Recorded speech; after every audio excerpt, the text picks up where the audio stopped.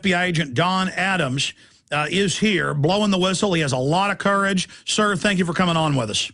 Thanks, Alex. You've got the floor. The website's adamsjfk.com. You got a book coming out in the next few months. You've also got a DVD breaking this down, but you've got the floor. Go over it, sir. All right, I will.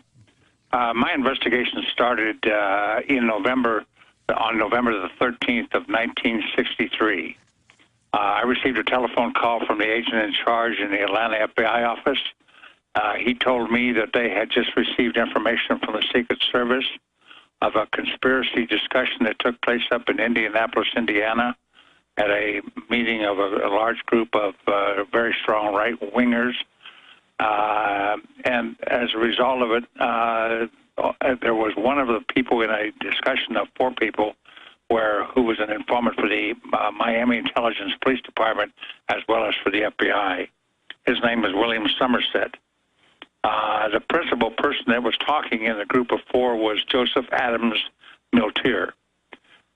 Joseph Adams Miltier and Somerset with the other two fellows, they planned, they discussed about the assassination of President Kennedy when he left Homestead Air Force Base in Miami, Florida, and traveled up Collins Avenue to the Kennedy compound in Palm Beach, Florida. They were going to take and secrete a man who was willing to give his life up in a palm tree, and then when the motorcade with the open limousine came by, they were going to go ahead and shoot the president, and the person was a sniper in the Second World War, and so they planned on killing him there. If that failed for whatever reason, they had a backup plan at the White House behind Lafayette Park, which is right across the street from the White House, and they had purchased or rented an apartment or an office, and they had purchased a high-powered rifle with a tripod, and they were going to shoot the president when he came out onto the portico of the White House or if he walked the grounds, and that was their backup plan. So all this was discussed, and as a result of it, the Secret Service called RSAC and asked for me to ask for an investigation to be conducted. And the SAC called me and said, Don, since Miltier lives in Quitman, Georgia, in your territory, I want you to do a full background on him. So I contacted the police chief down there, William Elliott, and Bill and I went to work on Miltier, and we spent about 5 days working full-time, gathering as much intelligence as we possibly could on him. Once we acquired all the intelligence that we could get, I then took and prepared a report, a pretty extensive report. I acquired a lot of handout material from him, which he mimeographed, and he handed out every Saturday to all of the people that would take it. And I took a lot of that material from him, and there was an awful lot of bitterness and indications, not direct threats, but implied threats against the president and Bobby and them. So I took all that material and I put it all together and then hand-carried my report. I wrote my report and I hand-carried it up to Atlanta, gave it to the boss, and then turned it over to the Secret Service, and we were through with it. That was our total investigation. I finished probably around the 18th or 19th. I can't give you an exact date, but around then. And then, of course, on November 22nd at 1:30 in the afternoon, my partner and I were riding in a car, and an announcement came out and said that the president had been shot in Dallas. And then there was a radio code for Code 36 for us to go to the Thomasville, Georgia Highway Patrol post, and that they had a message for me. So I went there, identified myself, and he then said to me, the sergeant behind the desk, that we were to go to the Department of Agriculture. They have a teletype they want me to read. So we took off, went to the Department of Agriculture, and once we got inside and looked at the teletype read, "The president is dead. Call your special agent in charge in Atlanta immediately." So then I was shocked and devastated, because here it is so close to what I was doing, and now they're talking about to call the boss and that. So I called my boss, and he says, find Miltier wherever he is and hold him for the Secret Service. And I'm devastated because I'm thinking I must have screwed up somehow or made a mess of something, or something happened because of the close proximity and time. I went out and I started looking for Miltier, hunting him through all of his haunts and wherever he was. And I went from November 22nd till November the 27th and located him on the 27th. The first indication that I had that there was something going wrong was that my agent in charge told me that when you interview Miltier, you can only ask these 5 questions and nothing more. And I queried my boss, and I said, boss, wait a minute, we're passing up a very important opportunity here to find out who he associated with, where he went, who he met in his travels, and everything else, and maybe I can get a lot of information from him. He said, I only want you to ask these 5 questions and nothing more. So I did. I mean, when we interviewed him, I took the statements on those 5 questions.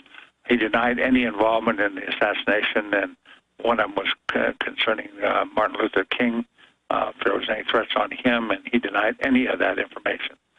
And as a result of it, I called my boss, and the boss said, go ahead and release him since he didn't give me anything of any positive nature in that, and the Secret Service will contact you if they decide they want him located and they want to talk to him. And that's the last I heard of him. And I forgot all about it. And then 7 months later, I was transferred to Dallas, Texas. When I got to Dallas, Texas, the first thing that my boss said to me was, I want you to look at the Zapruder film. I went in and looked at the Zapruder film, and when I looked at the Zapruder film, I saw the president take his hands and go up towards his throat with his hands, and I made a comment with 2 senior agents sitting there with me, and I said, hell, he didn't get shot from the back, he got shot from the front. And I was cautioned by one of the agents and said, Don, the Warren Commission's already in here working to get this thing established in that, and I would kind of hold your comments to yourself. I left there a couple of days later with 2 other senior agents and went to the book depository. When I got to the book depository, I looked out the window and looked down on Elm Street, and there was a tree in full foliage. And I asked the 2 agents, I said, was that tree bare at the time when the assassination took place? And they said, no, the timing is such, it's not like you have back at home in Ohio. The leaves were still on there in November, and they're still on in June. Yeah, live oaks drop their leaves in the summer. Yes, okay, which they did do. So as a result of it, I made a comment, and I said, there's no way in the world, if the foliage is all up there, there's no way in the world that this individual, Oswald, or no, he wasn't named at that time, but whoever the individual was that did the shooting in that he, oh no, I'm sorry, his name was already identified 6 months later. But anyway, this individual could not have possibly made those shots, three shots in 7.5 seconds. And again, I was cautioned and said, be careful of what you say. So then that was my completion as far as I covered a couple of leads on the assassination when I worked in Dallas, and then subsequently I made my transfers and stuff, went back to Ohio, and forgot all about Miltier. In November of 1992, at Christmas time, we had a get-together at a house there, and one of the fellows that was there, it was the son of a friend of mine. He said, Mr. Adams, I understand that you're involved in the assassination investigation, and I'm a buff for that. Could you talk with me about it? I did, told him the whole story I just told you, and he said, fine, thank you very much. And then he said, I'm reading a book in my home in Houston. When I finish it, I'll send it to you. So about a month later, I received a received a package from him, and inside was the book. I opened up the book, and the name of the book was High Treason. And it was written by Robert Groden and William Livingston. And when I opened up that, there was a paste-up notes on the inside cover, and it said, Don Adams, Joseph A. is mentioned in the details, or in the appendix, good reading, Larry. So then when I opened it up and went to the index, I was thinking to myself, hell, there's a lot of Joseph A's, and I never used his last name when I talked to the group at Larry's house. So I figured, he just got somebody else. But when I went to the index, it had Joseph Adams Miltier. in the index. I immediately went to the appendix. The appendix in there talked in terms of a tape-recorded conversation, and I want all your listeners to understand this. On November the 9th of 1963, 2 weeks approximately, 2 weeks before the assassination, Joseph Adams Miltier, in a tape-recorded conversation that was done by the Miami Intelligence Police Unit, they placed a recorder in Somerset's apartment, and he was their informant, and they tape-recorded the conversation. And in that conversation, Miltier said that we're going to kill him from an office building with a high-powered rifle. And then Somerset said to him, are you sure that you... He said, oh, yes. He said, I'm sure it's in the works. Let me stop you right there for just a second. We're speaking with FBI agent Don Adams. This is amazing information. And in a moment, we're going to play a clip from the audio tape made by the Intelligence Bureau there in Miami, Florida. In fact, let's go ahead now and play a clip of this tape. So, because separately, you've got FBI agent Don Adams in Georgia investigating this guy before it happens. Then he learns this guy's shooting his mouth off so much and hanging out with these groups in Miami that we now know were planning it, headed up, of course, by famous CIA Black Op commander E. Howard Hunt, who ran assassinations worldwide, deathbed confession, talking about how it was planned in Miami. Here he is in Florida, Joseph Adams Miltier, saying to the police undercover, yeah, we're going to kill him in Dallas, and we're going to kill him with a rifle. And then later, the cops go back and get another interview, and he's saying, see, I told you we were going to kill him. You think I was playing games, boy? Let's go ahead and play that audio. Here it is. But the most startling discovery was a tape recording captured by Miami intelligence officers November 9th, 1963, just weeks before Dallas. Miltier is talking to the informant, William Somerset. Why the hell you give me the best way would be to come out and spill it with a high-powered rifle. And they're going to really try to kill it. The FBI headquarters and Secret Service both had that tape within days. I should have stopped the president from traveling instantly. But they didn't. And he says he was jubilant. Bragging to Somerset, you thought I was kidding when I said he would be killed from a window with a high-powered rifle. Despite all of that, Miltier was never even mentioned in the Warren Commission report. When Hoover set up the propaganda in the FBI, don't embarrass the FBI. That was his rules. And you didn't. So they ordered everything put into the archives and to be forgotten about it. But Don can't forget and hopes something is done before the truth is buried forever. I mean, when we die off, when we're gone, there's not going to be anybody who's going to sit here and tell you these things. All right, going back now to retired FBI agent Don Adams, that must have hit you like a thunderbolt when all this came out, that other police agencies, had the guy talking about how they were going to kill him in Dallas and then bragging after the fact, I told you we were going to kill him. I mean, this is open and shut, isn't it? Yes, it devastated me to have that type of positive information on a tape recording by the two people that we were dealing with as far as that time element is concerned. And then for him to make that positive statement, he should have been stopped. The president's travel should have been stopped immediately, and he should have not gone to Dallas.